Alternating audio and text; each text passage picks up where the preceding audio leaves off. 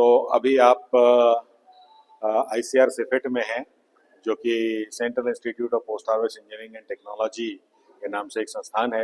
यहाँ पर फसल की कटाई के बाद में जो प्रोसेसिंग होती है उसको हम लोग उसके संबंधित रिसर्च करते हैं, उससे संबंधित मशीनें बनाते हैं, उससे संबंधित प्रोसेस और प्रोडक्ट बनाते हैं।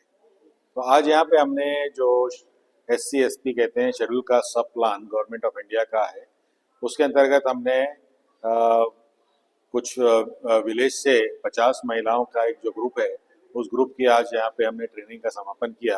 ये 3 दिन तक हमने इनको प्रोसेसिंग और वैल्यू एडिशन को लेके हमने 3 दिन का इन लोगों को ट्रेनिंग दिया था, जिसमें कि कैसे फसल को आप साफ करके और प्रोसेस करके और महिलाएं अपने ही घर के स्तर पर कैसे ज़्यादा आमदनी कमा सकती हैं और आत्मनिर्भर हो सकती हैं, और कैसे ये शेड्यूल कास्ट या जो अनुसूचित जाति है इनके लोगों का सामाजिक उत्थान किस तरह से हो सकता है, इसको लेके ये कार्यक्रम किया गया।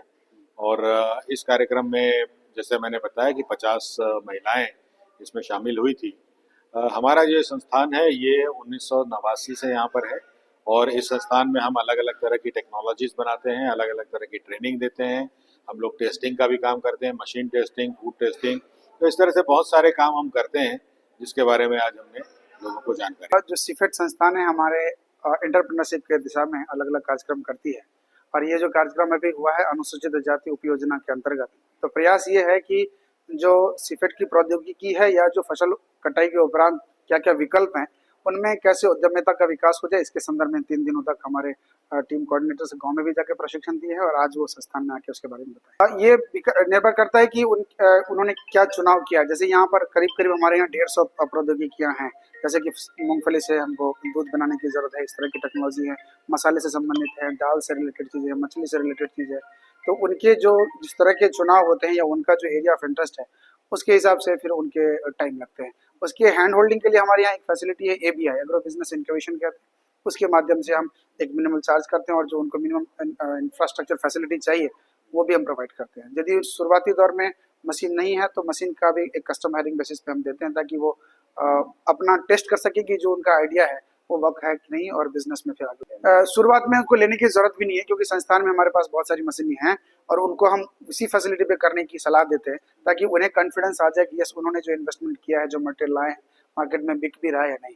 और जब एक बार वो जो प्रोडक्ट लेके प्रोसेस करके बेच रहे हैं उसमें सफल हो रहे हैं, तो धीरे धीरे फिर इंडिपेंडेंटली अपने MSME से हम कनेक्ट करा देते हैं, MS के विभिन्न स्कीमों के बारे में बता रहे हैं। आज ये हमारे यहाँ एक स्ट्रेटेजिक मीट भी हुई थी ABI के अंडर में, तो MSME के डायरेक्टर साहब भी हमारे यहाँ आए थे, पंकज कुमार झा जी, तो वो बहुत सारे स्कीम्स के बारे में बताएं।